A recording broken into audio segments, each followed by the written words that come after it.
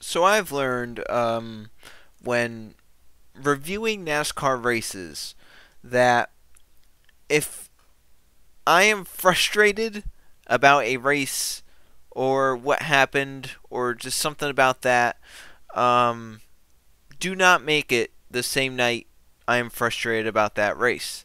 Then I get I think it was 27-minute rant about Talladega and the racing there and how, you know, ridiculous it is. So I mean, Kansas, right? Great racetrack. It is a racetrack where you could bring the 2015 package to that track and it still produce good races. Um, you could bring the 2016 package there, it was good. You could bring the 2017, 2018 package there, and it had good races. It is just one of those racetracks where it's built beautifully. It is multi-groove, and depending on the amount of downforce you bring, it has tire wear, and tire wear is a big component of creating good racing and creating passing and whatnot. Um, and then here we are in the 2020 Hollywood Casino 400.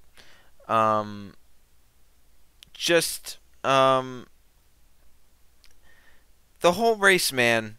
It was hard to pass, especially hard to pass the race leader. Let's just go through this really quickly, right? Let's get this out of the way. The lead changes during the race. So Chase Elliott obviously had the pole from the whole starting lineup formula. So he leads until the competition caution when William Byron takes two tires. That gets ruined for Byron. Obviously, it didn't work out for him. He fell back. Kevin Harvick ended up taking the lead and held that lead until Chase took it back from him later in the run. So it took about 30 laps for Chase to get back by Kevin, a little bit more than that. Chase led then until the end of stage one where he won that. Caution comes out. Denny Hamlin takes the lead on pit road. Chase, I think, leads a lap like right at the restart. Then Denny takes the lead back until lap 124, when pit stop started, green flag pit stop started. Denny came into pit road. Brad inherited the lead by staying out a few laps. Then Kurt Busch, and then Matt DiBenedetto, then Ryan Newman. Then the yellow flag came up for the Matt Kenseth Eric Jones crash. That cycles around back to Denny Hamlin leading. So Denny is now leading in the 11 car. He leads until the end of stage 2. That's about 18 lap run, holding off Kevin Harvick, who's on fresher tires, doing so. On the restart at lap 168, it is Joey Logano who leads. I believe Kyle Busch stayed out. So he was the race leader, fell back on the restart to Joey Logano, who I believe took two tires. And then Kevin Harvick takes the lead right away after that. So that was about maybe 5 laps after the restart. Kevin Harvick takes it until lap 201, which is in the middle of a yellow flag for fluid on the racetrack. Corey LaJoie, I think, leads under pit stops. Kevin Harvick leaves pit road in front and then leads until the next caution flag, which is Tyler Wright getting into the wall in turn 4, which was a pretty weak caution if you ask me. Joey Logano's crew gets him the lead on pit road. He leaves first and never loses the lead after that. So you look at literal on-track passes after a restart. Let's not count restarts because it's very easy to pass when the car is shotgunned, the engine is shotgunned, and you can't get up to speed, and you need to rely on a push from behind instead of your own skill getting up to speed. You need to rely on the guy behind you. So let's count passes for the lead long into a run that didn't happen because of pit stops. Chase Elliott passed Kevin Harvick in stage 1 to win it. About 20 laps to go in stage 1. There you go. That's one. I look through this, and looking down, Newman, Denny, yeah, that's really the only one that happened not on a restart. That is the only time, either a pass for the lead happened more than 10 laps after a restart, or not due to pit strategy. That's it. That's the only thing that we have for that. Was right there. Chase Elliott passing Kevin Harvick early on this race. That's the only pass for the lead, not due to pit stops or because of a restart. That's the only one. That is the only single one. And that driver who made that pass, when he got back in dirty air, looked like he should have run 6th, 7th, or 8th. Maybe 5th. That car did not look at all like it looked like when it was out front. Kyle Busch, for the first half, maybe even first two-thirds of this race, ran 15th, 16th, around there. He was absolute crap, and I was like, wow, like the 18 crew really, really shit the bed with this race. Like they were not competitive at all. I believe they may have gotten 10th in a stage, and that's it. They were so uncompetitive. And then they get track position because of pit calls, staying out. They get that track position, and then they run into the top 5 like they were doing that all day long. Did they make the car better? Probably not. Was the car just bad because it was back in dirty air, or is it good because it now has clean air? It's one of those two. Is the car good and we didn't get to see that because Kyle Busch couldn't make it through the field, or is the car bad but the dirty air, but the clean air is helping Kyle Busch stay at the front? We don't know that. We don't know which one it was. But either way, it's terrible. It's a terrible excuse for racing, especially when literally they're holding them wide open. If a driver had to let out the gas in any form, NBC acted like it was the end of the world, as if, you know, you let out the gas at Daytona or Talladega. That would be terrible. It's basically what it was here. We ran a mini Daytona Talladega. They ran full throttle practically for the whole race.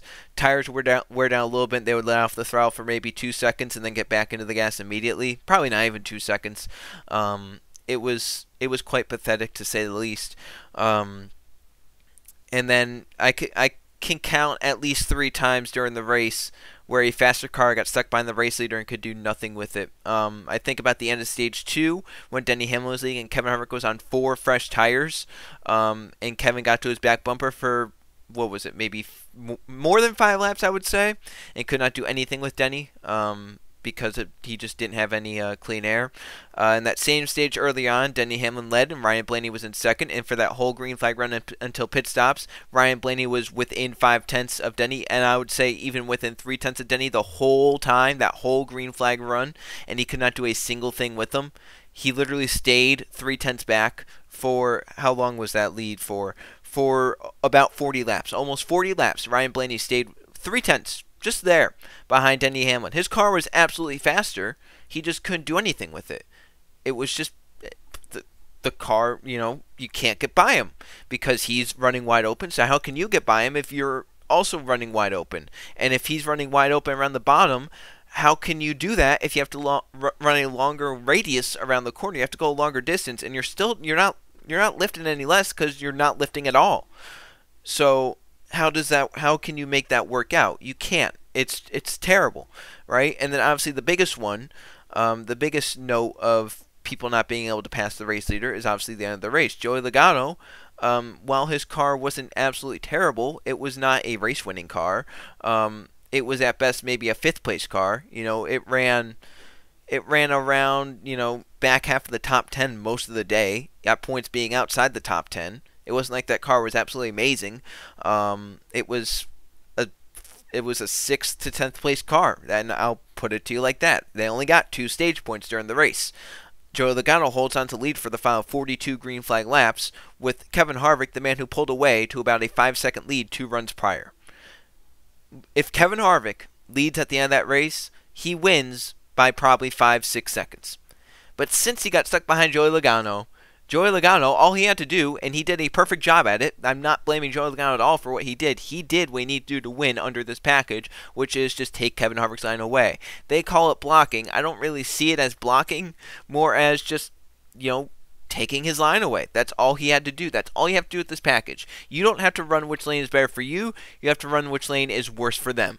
And as long as he takes air away on corner exit, Kevin has to lift, and it is so frustrating to be on board with Kevin Harvick during that whole last run and to see him get up to Joey Logano's rear bumper and lose the nose through a corner because of dirty air, has to lift, falls back to 5/10 back, and within 2 laps gets right back up onto the back bumper of Joey Logano, but still cannot do anything with them. He cannot do a single thing with that 22 car because the 22 has clean air and the 4 does not, and they're both running wide freaking open. It is not racing, it is slot car racing, which is not racing.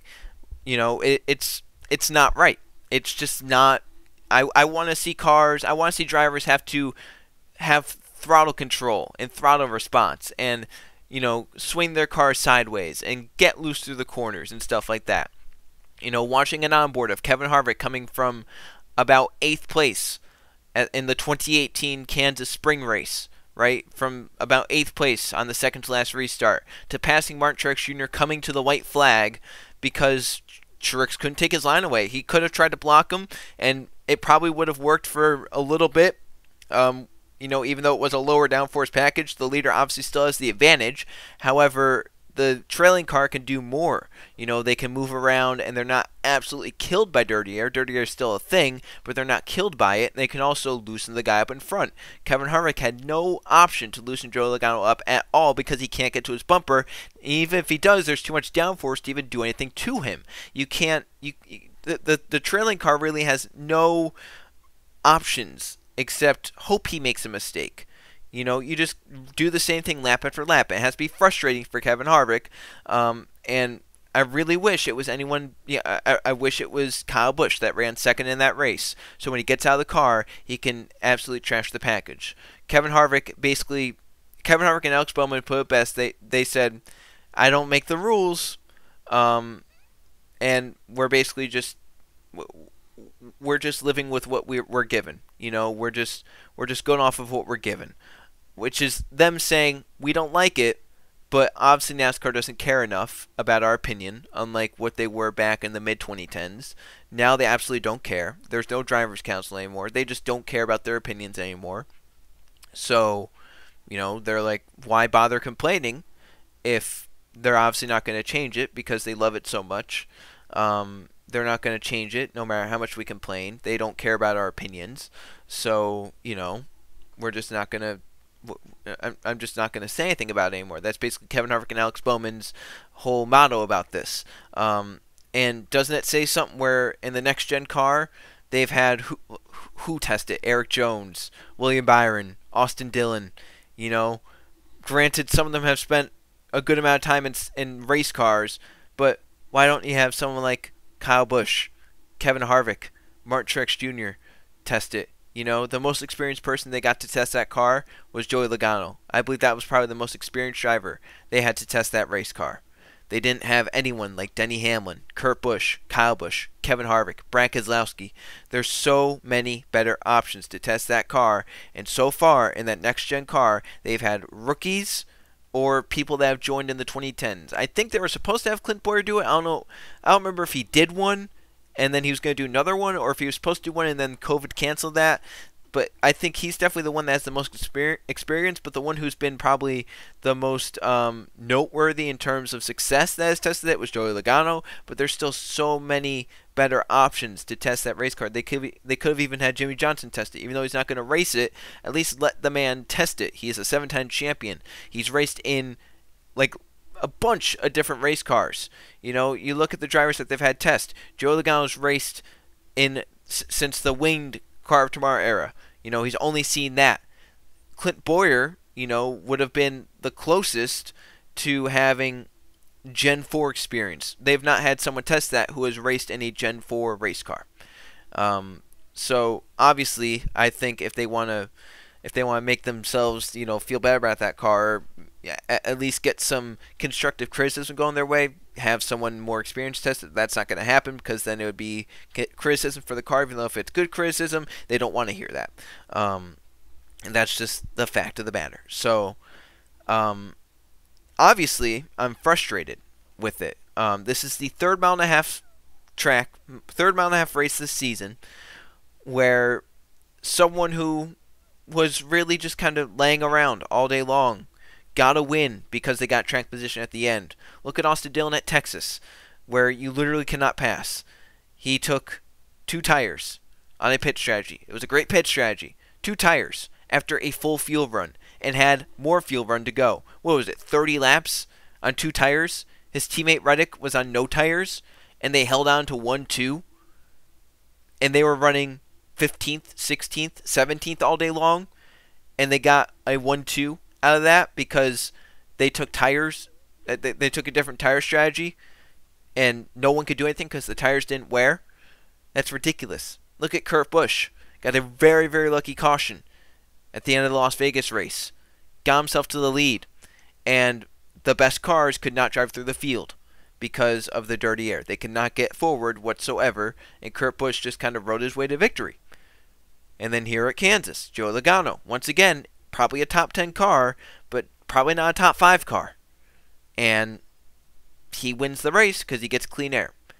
And 2 runs before that, the trailing car, Kevin Harvick, led by 5 seconds.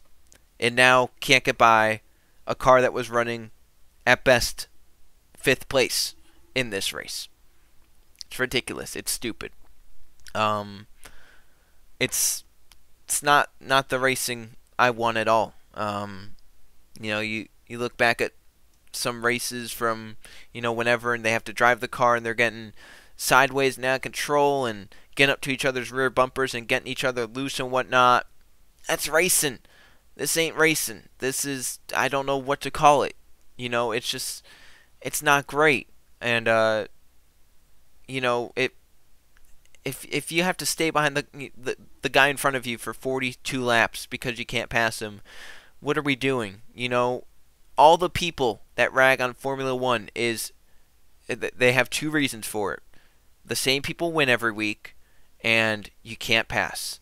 And now in a NASCAR race, we're getting the same 2 people that have won 16 races this season so far. They have a chance to win at least half the races this season. In NASCAR, by the way, which is probably the most diverse major motorsport out there. So you have that. And we had the race leader hold the lead for 42 laps at the end of a race, even though he was slower. If that doesn't sound a lot like Formula One to you, I don't know what is. It was the most Formula One race we might have had in a long time. They just rode there. Can't make a pass. Maybe at some point you make a pass. Maybe it's back in 15th because the guy in front of you got tight dirty air and had to lift, and then you flew on by him, and so did 2 other people. But all the passing happened on restarts. Most of the passing happened on restarts. I would be willing to bet, even though we don't have these stats, I'd be willing to bet 80% of passes happened on restarts, if not more. I'm very doubtful that a lot happened after 10 laps into a run because tires didn't wear out and we're running wide open. That's literally that is recipe for bad racing right there. Is there off throttle time? No, that's not going to be great. Is there tire wear? No, that's not going to be great either. The whole thing about tire wear is supposed to, help the difference of, oh, we have a yellow with 20 to go. They have 20 laps on their tires. Who's going to stay out? Who's going to come in? Who's going to come in for 2? Who's going to come in for none? And then you see how that works out. But it was so cold at Kansas that none of that came into play. There was so much grip. It just didn't really work out. The first 25 laps were cool, I guess. But also, they were all there. But were they passing? It'd be the same thing as if we went to Talladega and we had 6 cars right in line. That's basically what they did at Kansas, except they didn't do that through the corners. They would ride in different, but down the straightaway they would all come together in a single file line. And some lap traffic maybe mix some things up at points. But if there were no lap cars out there and there were only 6 cars, they probably would have stayed like they were, in line. Maybe at some point someone would have found some sort of run somewhere on the racetrack. But otherwise, they would have done that. And if that were Talladega, if 6 cars stayed in line, it would be a bad race. Here at Kansas, 6 cars were within a second of each other or whatever, but still they weren't passing. It was good. It's hard to understand. Especially when, the whole thing about the low downforce package was the same people win all the time.